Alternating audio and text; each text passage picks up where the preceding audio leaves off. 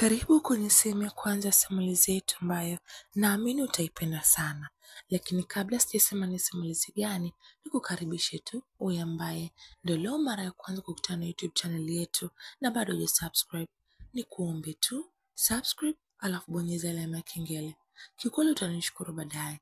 Hii itakufanya kuwa mwanafamilia na kupata taarifa kila simulizi inapotoka. Kikubwa tu ni wewe kuwa karibu na simu yako. Kama notification ikitoka tu ya simulizi mpya, tayari unakuwa wewe umeshakuwa kupata taarifa, kujua nini kinaendelea. Leo moja kwa moja nisiwe mwingi wa maneno, niende tu kukupa mwendelezo wa simulizi yetu ambayo inakwenda kwa jina zuri kabisa. Kwanza nope, sio mwendelezo, bali tunaenda kuanza simulizi yetu mpya kabisa. Najua umekaa kwa kutulia. Najua unataka kujua simulizi yetu mpya inakwenda kwa jina gani.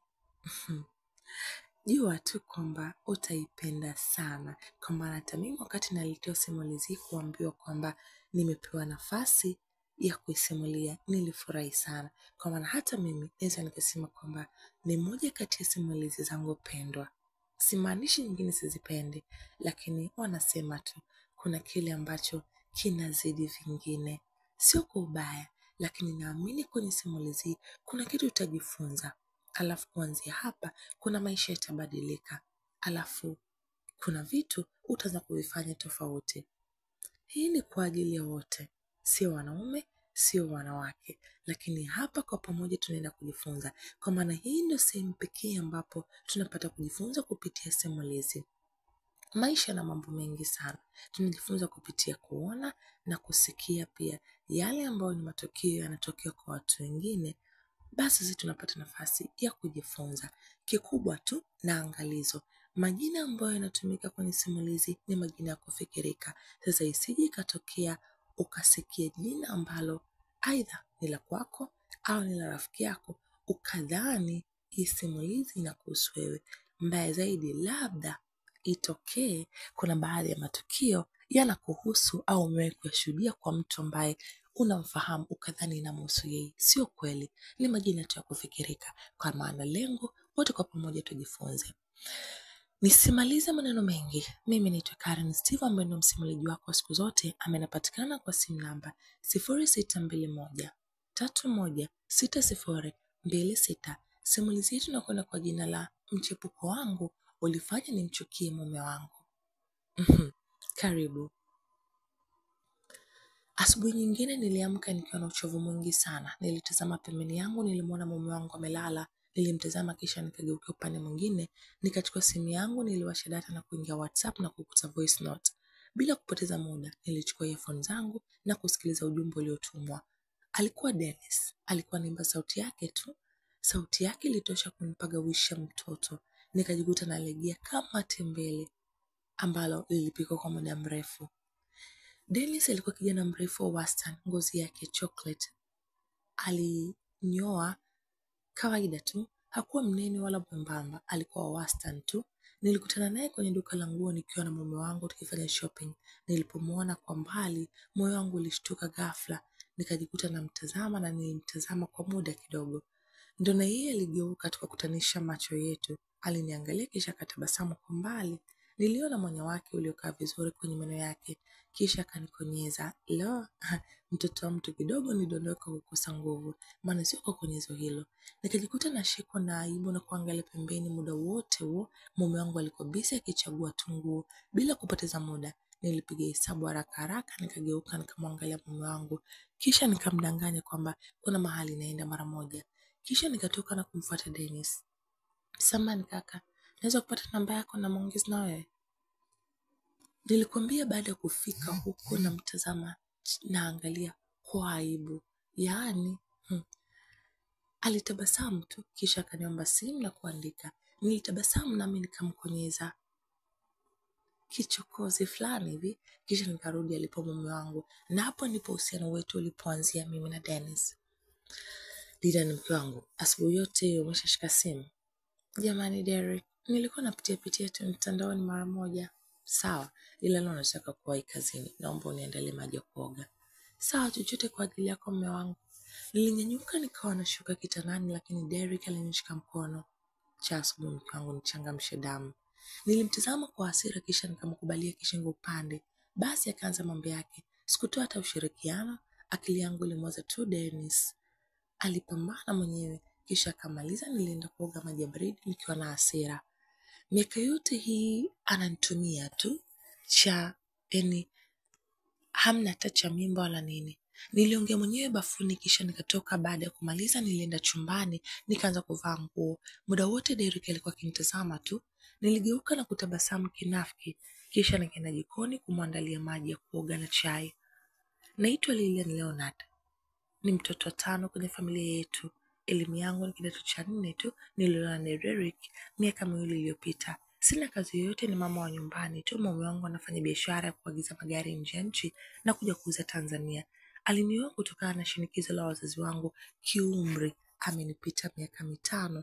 Wakati ananioa nilikuwa na miaka 20 tu na yeye alikuwa na miaka 25. Ananipenda sana na kunijali. Naishi kama malkia kipindi nitake. Chochote kile napata. Yani kwa ufupi, kipi nitake nisipate.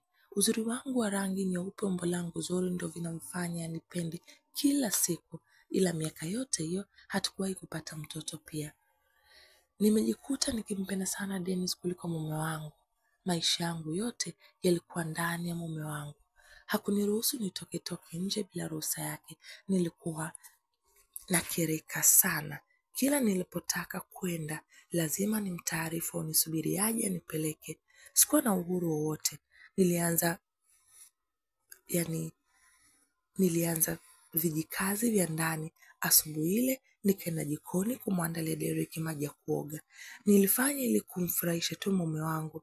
Ni wajibu wangu kama mke wa ndani, ila akili yangu na nafsi yangu havikuwa pale.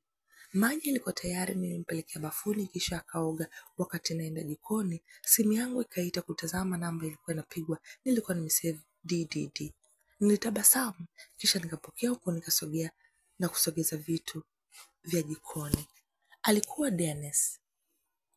Maji ilikuwa tayari kama nilivyowaambia. Kwa hiyo nikapokea simu. Hello, ni naamka jamani. Ndio mpenzi, vipi umeamka? Umeamkaje? Salama kipenzi. Nipo namwandalia Derek chai. Usiseme hivyo, unanifanya niwe hivyo. Natamani mimi ndio ningekuwa nasubiri uniandalie. Usijali mpenzi, baadaye nitakuja nikupikie chakula hani. Kweli mpenzi? Ndio hani. Nilijibu kisha nikakata simu baada ya kusikia Derek akiniita. Nilikasirika na kubinua mdomo. Kisha nikaenda kumsikiliza. Alikuwa ananisubiri nimvalishe tai. Nilikasirika kisha nikamvalisha hivyo hivyo.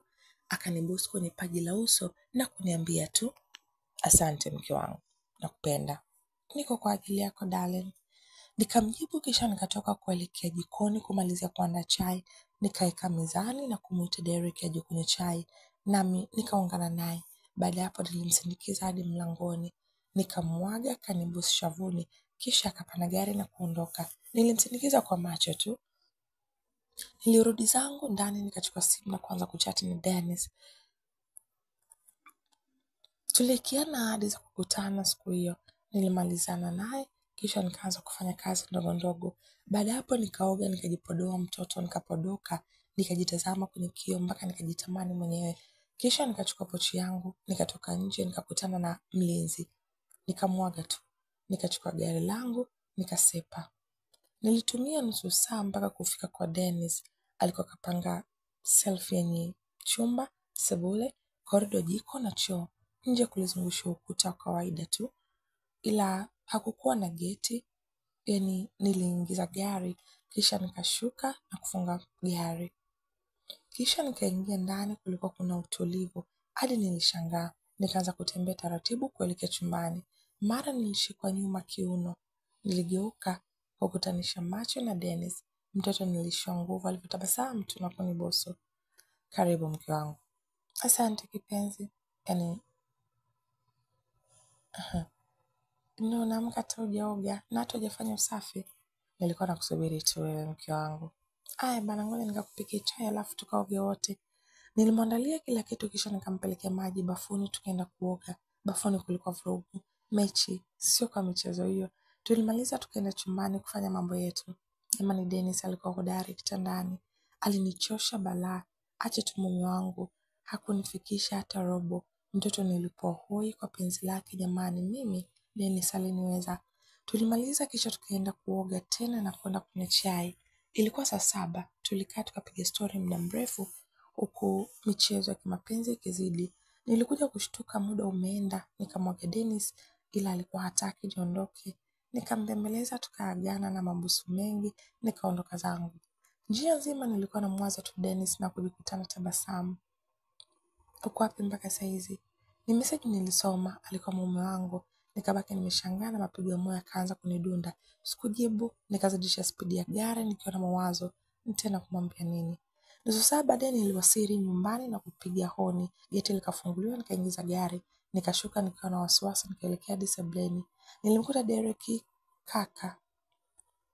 Yaani amekaa huku kainamisha kichwa kama anawaza kitu fulani. Niliingia na kufunga mlango. Kelele za mlango ndo zilimfanya ashtuke na kuangalia mlangoni. Umetoka wapi? Ndio swali la kwanza aliniuliza baada ya kukohoa. Nilishindwa nimjibuje. Alisimama na kunisogelea akiwa na hasira. Umetoka wapi mke wangu? Aliniuliza tena ili nilikuwa kimya. Nilishtuliwa na kofi shavuni na kuuliza umetoka wapi? Aliongea kwa hasira. Derek, umenipiga? Niliuliza huku nikilia kana kwamba nimeonewa. Kwani sina ndugu mji huu au sina wazazi mji huu? Niliongea huku nikizidisha kilio. Nisamehe mke wangu. Nilisikia sauti ya Derek ikiniambia, mtoto mie, nishazidiwa kilio hapo, nazidi kulia zaidi. Lilian mke wangu nisamehe. Ni wivu wangu tu kukupenda tu, nilijua umeenda kwa mwanaume mwingine. Derek aliniambia huku akinikumbatia. Nilitabasamu. Nimekusamehe mume wangu. Nilienda kumsalimia dada tu. Sawa mke wangu. Sitarudia tena. Vipi mpenzi, umefika?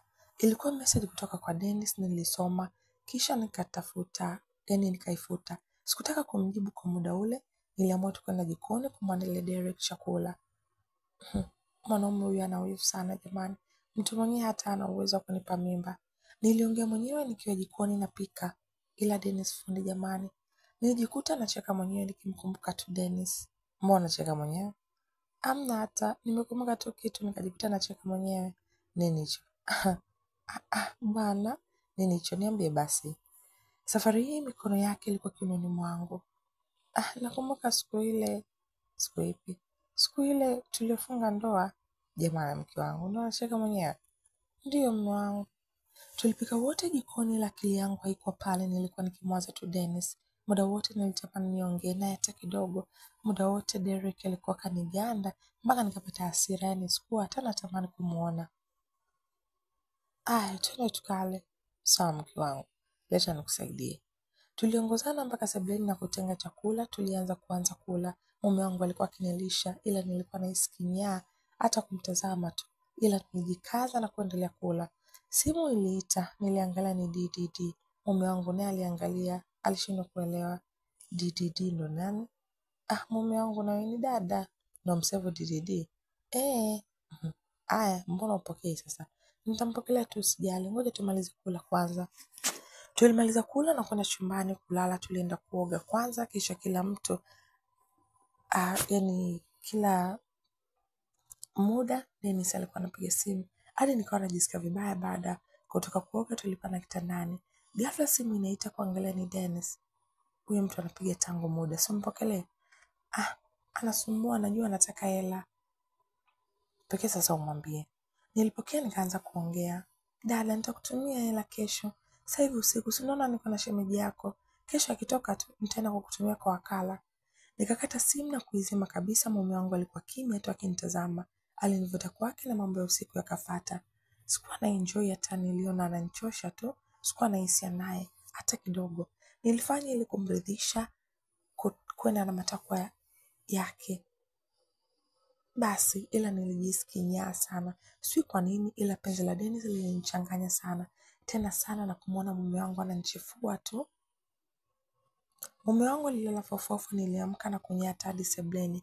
Nikachukua simu yangu na kuwasha. Ziliingia message nyingi sana kutoka kwa Dennis. Nilisoma moja baada ya nyingine kisha nikapiga simu. Iliita dakika hiyo ikapokelewa. Kwani unanifanyia hivi Lilian? Au kisa mimi ni mchepuko ndo maana? Sio hivyo Dennis. So naelewa hali halisi hapa nyumbani. Hata kama hili ndo nanizimia hadi simu kwamba sina maana kwako. Dennis hapana, una maana sana kwangu. Tena sana, nakupenda sana. Nakupenda pia ila mwenzako unanitenga. Usijali baba, sasa hilo ni zamu yako. Tuliongea na Dennis lisaa lizima, tukipigiana hadi video call WhatsApp. Nilifurahi sana, nilitamani hata ningemjua kabla hiyo ndoa, nisingeolewa. Sikuwa na namna zaidi ya kuwa mchepuko wake tu. Tulimaliza kuongea nikaelekea kulala, nilimkuta Derek anakoroma kabisa. Nilijikuta namcheka kwa dharau na kupanda kitandani. Nilivuta shuka na kujifunika. Na mimi nikageukia upande mwingine, usingizi nao ulikuja haraka sana nikalala. Asubuhi nyingine niliamka kama kawaida yangu, nilifanya kazi za pale nyumbani, nilikuwa nachoka sana. Nilitamani hata nipate msaidizi. Chai ilikuwa mezani. Derek alikuja mezani. Muda huo nilijinunisha tu. Derek aliona na kuamua kuniuliza, mbona hivyo mke wangu? Una shida gani? Nimechoka Derek na kazi za humu ndani. Sasa mke wangu kuna kazi gani sasa? Wewe uone kwa sababu ushindi hapa. Hata mtoto hatuna kazi gani sasa? Kufua, kupika, kuosha vyombo, bado li nyumba lote hili, alafu bado wewe, bado mimi nini? Kwani hujui? Sasa mke wangu tunafanyaje? Tumtafute dada wa kazi. Sasa nitampatia wapi mimi mke wangu? Hata huko kwenu. Sawa, nitaangalia. Derek alienda zake kazini na kuniacha nyumbani nikijiandaa haraka haraka ili niende kwa Dennis. Nilimkumbuka sana kama kawaida yangu, nilijipodoa vya kutosha, kisha nikaondoka. Nilitoka nje nichukue gari, lakini mlinzi alinifuata. Madam, nimeambiwa na bosi, ukitoka nimwambie. Umwambie nini? Kwamba unatoka na nikupeleke unakoenda. Na nyumba nani namwachia alinde? Nitampigia mwenzangu aje. Hivi kwani mimi mtoto hadi unipeleke kila mahali? Lakini ndo maamuzi ya bosi. Nilishikwa na hasira nikarudi ndani. Nikakaa kwenye kochi, nilinyanyua simu na kumpigia Derek. Kwani mimi ni mtoto hadi unilinde? Mke wangu ni malkia wangu. Lazima uishi kifahari, kwa sio ni sababu ya wewe kupelekwa unakotaka. Sitaki, kwani siwezi kwenda mwenyewe? Lakini mke wangu, naenda kwa dada, sitaki kupelekwa. Najiendesha mwenyewe. Kama ni kwa dada, kuna shida gani? Hamna shida ila naenda mwenyewe. Sawa upendavyo. Nilitoka nikiwa na hasira nikapanda kwenye gari, mlinzi akaja. Madam, nikupeleke wapi? Fungua geti. Lakini madam, fungua geti nimesema. Bila ubishi alifungua. Nilitoa gari kwa spidi kama mwewe. Yote hayo na waipenzi la Dennis. Nilikuwa kama mjinga. Nilipaki gari yangu nje ya nyumba ya Dennis na kuingia ndani ya nyumba. Ilikuwa ovyo tu. Nilienda hadi chumbani na kumkuta Dennis kalala. Nilinyata taratibu hadi kitandani, nami nikapanda na kujifunika naye. Joto lake lilinisisimsha mwili, nikajikuta tu naema kwa shida. Miemo juu. Dennis, bado umelala? Lilian, umekuja saa ngapi mpenzi? Sasa hivi, mwanzo nilikuwa vibaya. Vibaya na nini? Unioni hata jamani? Na kuona. Sasa je? Dennis alimsogeza kwake zaidi na kuanza kupeana penzi. Nilifurahi sana. Alikata kiu yangu yote. Tulimaliza nikaenda kuoga na kuanza usafi. Nilisafisha nyumba yote, nikampikia, tukala. Lilian, unaweza kunisaidia kitu? Nini hicho? Niambie mpenzi. Na shida na hela. Shilingi ngapi? 5 milioni. Mbona nyingi hivyo? Nataka nifungue biashara. Biashara gani? Utajua tu nikifanikiwa. Sawa. Kwa unanipa au? Ndio, nikirudi nyumbani. Asante mpenzi, nakupenda. Sikutaka kukaa sana, niliagana na Dennis nikaondoka zangu kurudi nyumbani. Nilikuwa na mawazo nitapata wapi hiyo hela. Nilirudi hadi nyumbani, nikiwa ndani simu yangu iliita. Alikuwa mama. Mama, shikamoo. Marahaba, za huko? Nzuri tu mama yangu. Mume wa jambo? Ajambo kabisa. Sasa mwanangu, mdogo wako si amefeli kidato cha 4? Jamani, pole yake. Yaani yuko tu hapa nyumbani hana hata kazi. Sasa ngoja niongee Derek tumchukue. Sawa mwanangu. Aya mama, salimia huko. Sawa. Nawe msalimie mumeo. Jioni Derek alirudi, nikamwandalia kila kitu, nikambebisha pale. Yaani nikajibebisha kweli kweli ili tu nimwelezee shida yangu ya pesa. Tukiwa mezani nikamwambia tu, mume wangu, na shida na pesa. Pesa ya nini? Dada na shida kaniomba, alafu nimeogopa kumkatalia. Shilingi ngapi? 5 milioni. Mbona hela nyingi hivyo? Anataka mtaji ndo maana. Sawa, nitamtumia. Hapana, kaniambia kama mimi nisikusumbue wewe. Ndiyo, sasa nitumie kwenye simu yangu nimtumie. Hamna shida. Muda huo Derrick alinitumia 5 milioni na 500,000. Nilishangaa sana, nikajikuta naona hadi aibu kwa dhambi ninayofanya, ila sikujali, nami nikamtumia Dennis yote. Nilipokea ujumbe kwa Dennis, alinishukuru. Mambo yanazidi kunoga. Nimedata kwa penzi la mchepuko. Sijui itakuwaje. Tayari nimeshaanza kumdanganya mume wangu ili nipate hela ya kumpa yeye, na kweli nimepata. Nini hatima ya penzi hili?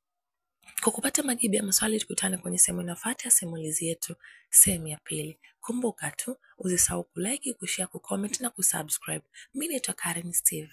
Bye.